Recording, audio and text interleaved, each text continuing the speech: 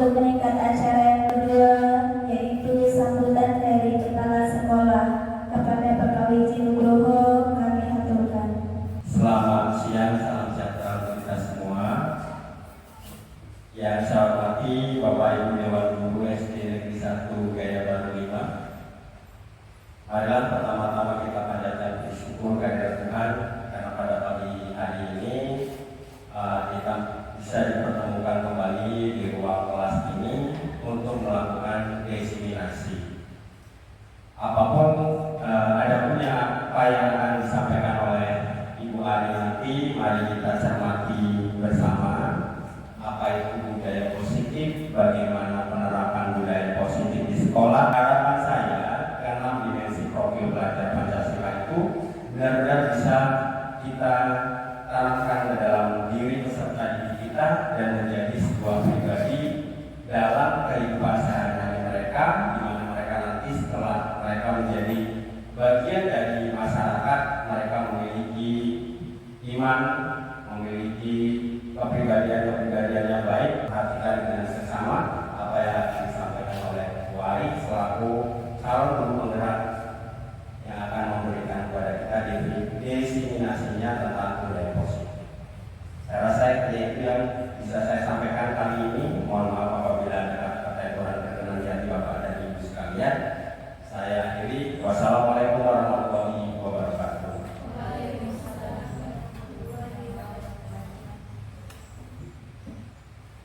Kepada beliau kami haturkan terima kasih.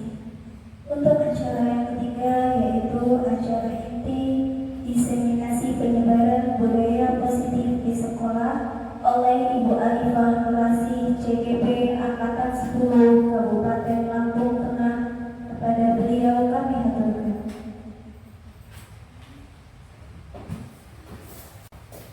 Assalamualaikum warahmatullahi wabarakatuh.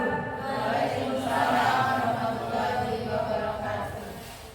Selamat siang, salam sejahtera untuk kita semua. Yang terhormat Bapak Wiji Nugroho selaku Kepala SD Negeri 1 Gaya Baru 5. Yang saya hormati Bapak Ibu rekan kerja di SD Negeri 1 Gaya Baru 5. Puji syukur kita panjatkan kehadirat Allah Subhanahu wa Ta'ala yang telah melimpahkan rahmat, rezeki, hidayah kepada kita semua sehingga kita dapat berkumpul pada hari ini dalam keadaan sehat. Tak lupa salawat serta salam selalu kita sanjungkan kepada Nabi besar Nabi Muhammad Sallallahu Alaihi Wasallam yang akan kita nantikan syafaatnya di hari akhir. Amin ya robbal alamin. Sebelumnya saya ucapkan terima kasih kepada Bapak Ibu yang telah meluangkan waktunya untuk mengikuti acara diseminasi budaya positif, yaitu penyebaran pemahaman budaya positif. Ini adalah salah satu tugas yang harus saya selesaikan pada modul 1.4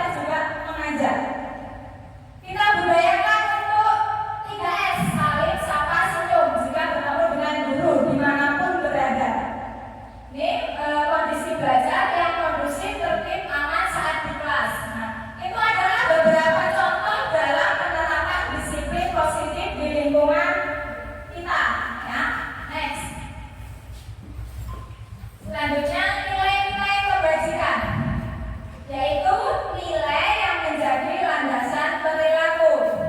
Next. Contoh nilai kebajikan. Di sini ada P3 itu profil pelajar Pancasila ya. Nilai kebajikannya beriman, bertakwa, berkebinekaan global, gotong royong, mandiri, kreatif, bernalar kritis.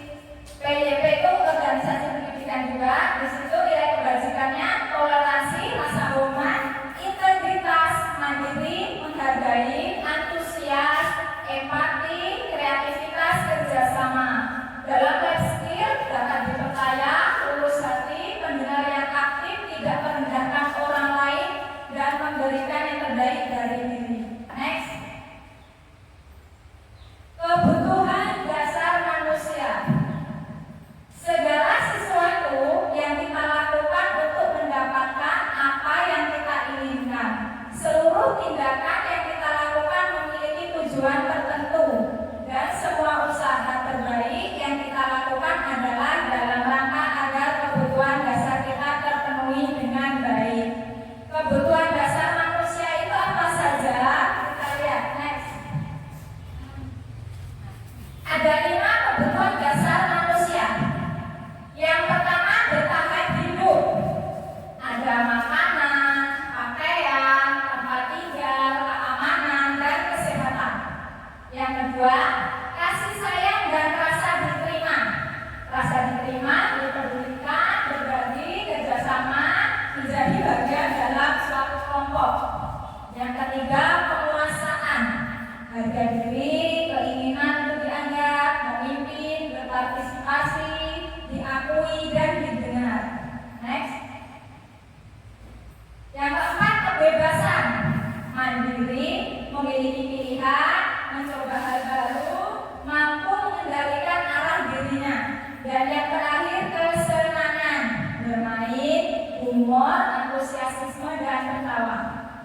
Nah, Bapak Ibu, kita sering sekali menjumpai anak-anak yang bermasalah saat proses pembelajaran ya. Mungkin anak itu mencontek, mungkin anak itu makan di kelas, atau mungkin anak terlambat. Sebelum kita meninjau lebih jauh masalah anak itu, kita harus mengetahui kebutuhan dasar apa yang belum terpenuhi. Nah, contohnya saat saya sedang mengajar, ada salah satu murid saya makan di kelas. Saat saya tanya, kenapa kok makan di kelas? Dia menjawab, lapar. Kalau dia menjawab lapar, kebutuhan dasar apa yang belum terpenuhi? Yang mana? Bertahan hidup. Kalau dia jawab lapar Bu, berarti untuk bertahan hidup. Kalau misalnya dia menjawab kenapa kamu makan di kelas? Biar keren aja Bu, hebat kalau makan di kelas. Itu berarti apa? Yang mana? Kebebasan, penguasaan. Dia merasa berkuasa. Kalau di kelas aku hebat bisa makan di kelas saat belajar. Kalau misal dia menjawab iseng aja Bu, itu kira-kira yang mana? Nah, ya jadi sebelum kita meninjau lebih jauh saat anak ada masalah, kita lihat dulu kebutuhan dasar apa yang belum terpenuhi. Karena jika anak kebutuhan dasarnya tidak terpenuhi secara positif, dia akan melakukannya dengan negatif, yaitu dengan melanggar peraturan. Next. Nah, ini tadi anak didik saya, Devano, sedang makan di kelas. Dia makan di kelas karena lapar. Berarti kebutuhan dasar apa tadi? Bertahan hidup. Setiap orang berusaha memenuhi kebutuhannya. Apabila tidak bisa mendapatkannya dengan cara positif, mereka akan melanggar peraturan. Next. Yang kelima, motivasi perilaku manusia. Motivasi menurut Kamus Besar Bahasa Indonesia KBBI adalah dorongan yang timbul pada diri seseorang secara sadar atau tidak sadar untuk melakukan suatu tindakan dengan tujuan. Next. Motivasi itu ada eksplisit dan intrinsik. Eksplisit itu timbulnya dari luar.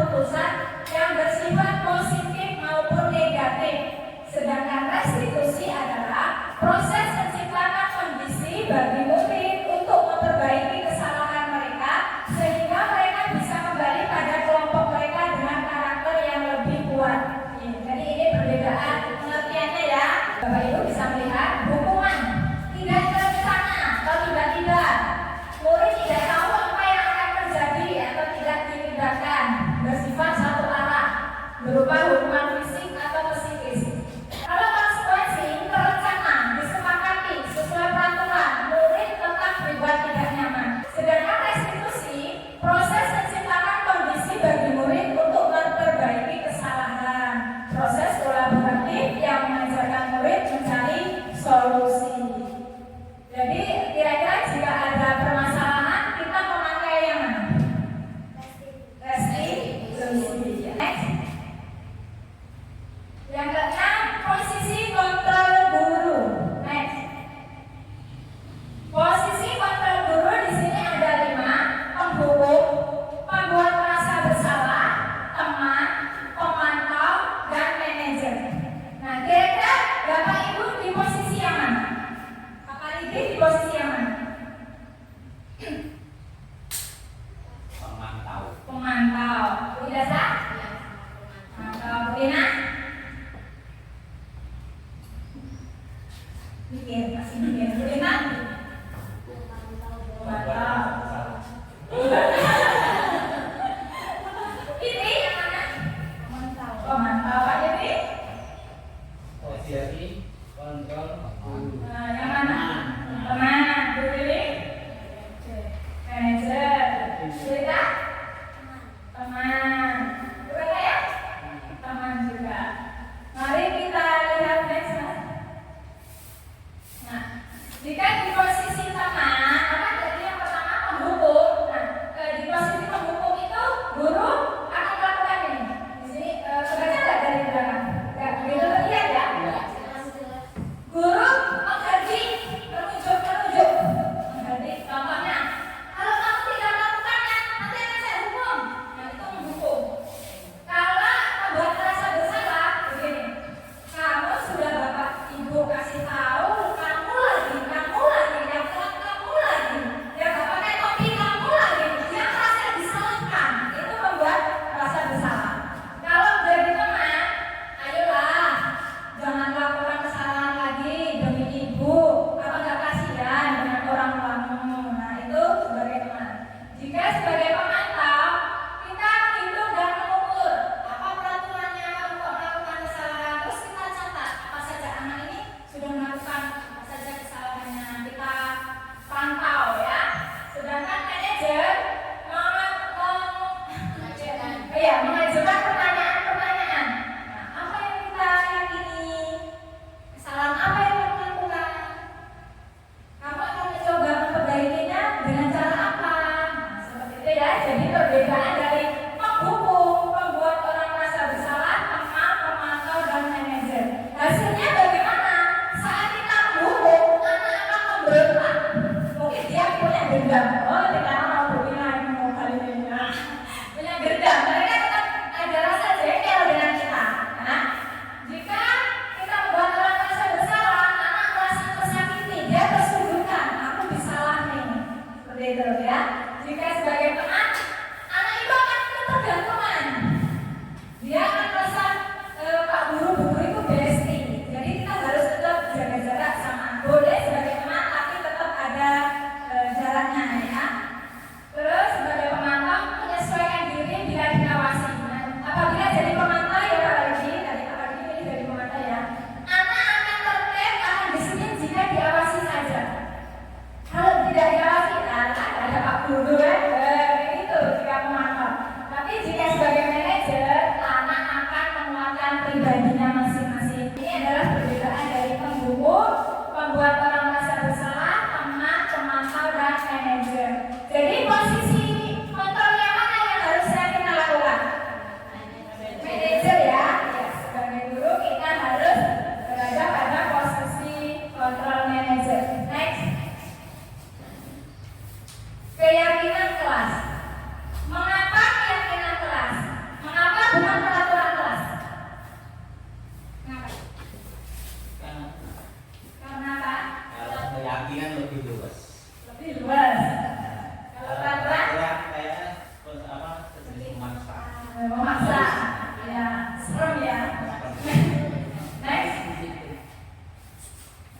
Keyakinan kelas tidak benar kalau keyakinan itu lebih memuaskan. Kalau peraturan itu memaksa, ya, seperti yang diutarakan Pak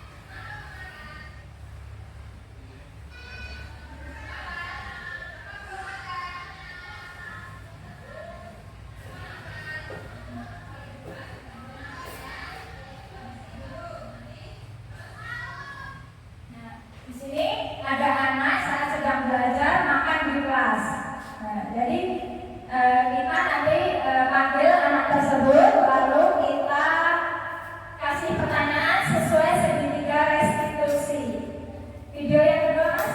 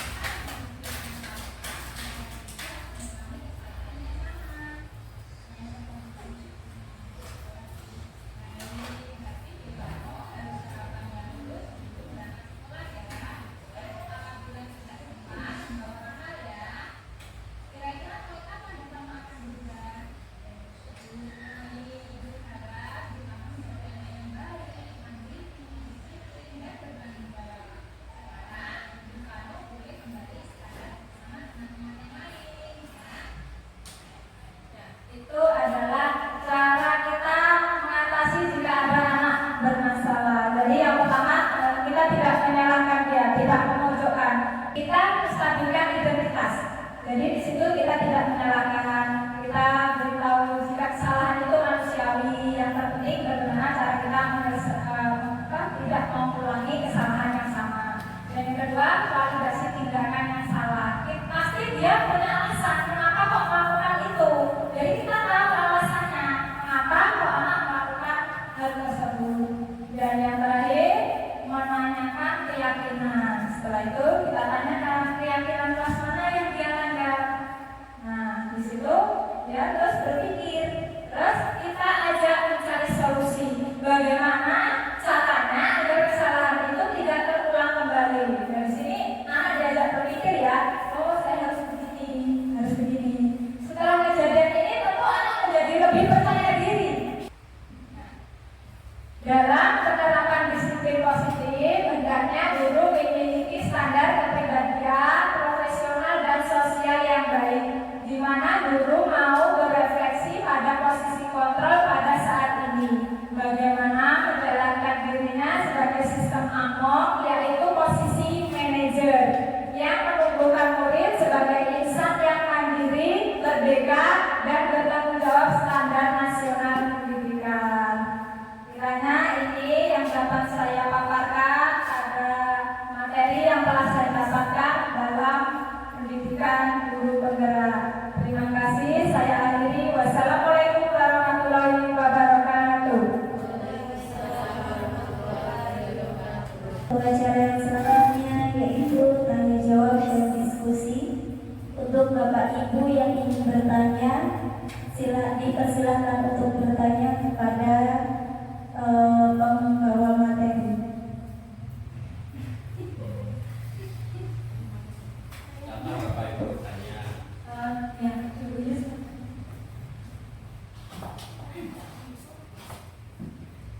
Baik, terima kasih. Di sini saya mau bertanya. Sebenarnya disiplin positif ini ternyata sudah kita terapkan sehari-hari ya Bu ya.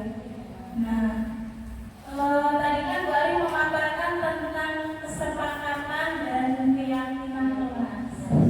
Apakah keyakinan kelas itu dibentuk sebelum kesepakatan atau gimana? Bagaimana perbedaan yang lebih terlihat? Berikan contohnya. Kemudian bagaimana cara kita memberi hukuman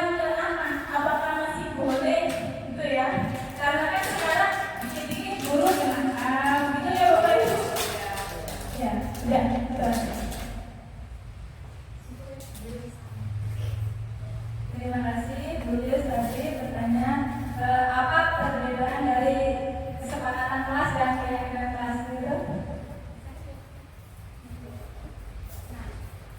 Kesepakatan kelas itu adalah jadi di kelas itu kita membuat peraturan bersama siswa tadi ya, kita bagikan kertas-kertas kecil, mereka kita ajak menuliskan peraturan kelas. Dari peraturan kelas yang mereka tuliskan itu kita sepakati mana saja yang peraturan akan kita pakai selama proses pembelajaran. Nah, jadi kesepakatan kelas itu adalah dari peraturan kelas yang kita sepakati bersama. Sedangkan keyakinan kelas dari kesepakatan kelas tersebut kita keluarkan menjadi keyakinan kelas dengan kalimat-kalimat yang positif, mudah diingat, bersifatnya universal dan bisa kita tempel di dinding seperti saya. Dia lebih kuat lagi dari kesepakatan kelas itu kita ubah namanya menjadi keyakinan kelas. Gitu Bu Yus? Ya, benar sekali. Keyakinan terbentuk dari kesepakatan yang telah kita sepakati bersama. Awalnya peraturan kelas ya. Di situ kalimatnya diubah menjadi positif. Untuk pertanyaan kedua tadi ya. Untuk penghukum. Nah, sebenarnya Bapak Ibu di zaman yang sekarang ini dulu selalu dipojokkan. Sebenarnya dari apa ini modul yang telah saya pelajari di situ saya juga merasa saya ternyata selama ini salah. Saya masih sering melakukan hukuman. Gimana Bapak Ibu? Menurut Bapak Ibu bagaimana? Di kelas masih sering menghukum nggak? Masih? Kalau saya pribadi masih. Sebelum saya belajar di modul 1.4 saya masih sering menghukum. Kita sebagai pendidik tidak disarankan menghukum. Bahkan untuk konsekuensi saja itu membuat anak tidak nyaman. Jadi yang disarankan untuk kita yaitu posisi manajer. Harapannya dapat tumbuh di dalam kesadaran, bukan karena paksaan. Itulah inti dari disiplin positif. Makanya dalam hal sebagai seorang kepala sekolah, saya juga sebenarnya menginginkan itu ada di dalam diri Bapak Ibu. Saya tidak mau memaksa, saya juga tidak ingin memberikan aturan yang terlalu ketat, tapi saya ingin dari setiap hal yang misalnya saya sampaikan, kemudian perilaku saya itu bisa memotivasi Bapak Ibu untuk menumbuhkan disiplin. Kalau kita sudah menyadari posisi, menyadari tugas, tanggung jawab dan kewenangan kita masing-masing, tidak ada saya pun sekolah atau kondisi. Itu gambarannya seperti itu. Ya, baik. Terima kasih. Terima kasih atas penguatannya dari Bapak Yudi. Mungkin ada lagi yang saya tanya. Pak Yudi mungkin ada masalah apa kita pecahkan di sini? Kan tadi membuat keyakinan kelas ya. Untuk 17. Kalau begitu maka apa kolaborasi menandakan di situ atau bikin sendiri? Ya. Kalau guru mata pelajaran juga disarankan membuat keyakinan kelas. Karena keyakinan kelas itu tidak hanya guru kelas saja. Sedangkan guru mata pelajaran juga setiap jam pelajaran masuk di kelas. Ya Bapak buat saja dengan anak-anak. Mungkin ini keyakinan kelas saat jam agama bersama anak-anak. Bisa Bapak terangkan di saat ini apa ya? Ini berlaku mungkin di saat jam pelajaran dengan Bapak. Tentu Pak Yudi punya kesepakatan atau keyakinan kelas berbeda ya dengan saya. Mungkin kalau Pak Yudi harus membawa Al-Quran, mungkin kesepakatannya seperti itu. Pasti beda. Nah, jadi guru kelas dan guru mata pelajaran pun tetap harus membuat keyakinan kelas. Yang lain, apa lagi? Ya, ini saya dikasih. Kan kita udah bikin kesepakatan kelas nih kayak dengan kelas. Terus kita sampaikan juga nggak konsekuensi sama murid-murid. Istilahnya kalau kita melanggar ini gitu, kita sampaikan atau memang itu kita cuma cari solusinya saat anak itu melanggar peraturan tersebut. Ya, setelah terjadi kesepakatan kelas dan kita buat menjadi keyakinan kelas, selalu kita ingatkan kepada anak-anak agar tidak melanggar dari keyakinan kelas tersebut. Konsekuensi itu kita berikan yang berkaitan dengan kesalahan anak tersebut apa, seperti yang diutarakan Pak Yudi tadi ya. Jadi misalnya anak terlambat Jika belajar olahraga, anak terlambat bisa kita suruh lari. Seperti itu ya. Konsekuensinya menyesuaikan apa yang kesalahan apa yang mereka lakukan. Saya kembalikan ke moderator.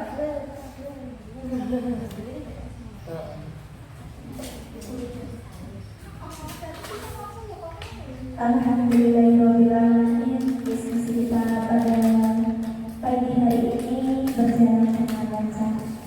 Untuk acara yang selanjutnya yaitu tertutup. Marilah acara ini kita tutup dengan bacaan hamdalah. Alhamdulillahirrahmanirrahim. Dari saya, apabila banyak kata-kata yang salah atau kurang berkenan di hati Bapak Ibu, saya mohon maaf yang sebesar-besarnya. Wabillahi taufiq wal hidayah. Wassalamualaikum warahmatullahi wabarakatuh. Assalamualaikum warahmatullahi wabarakatuh. Perkenalkan, nama saya Ita Nurjana, guru SD Negeri 1 Gaya Baru 5.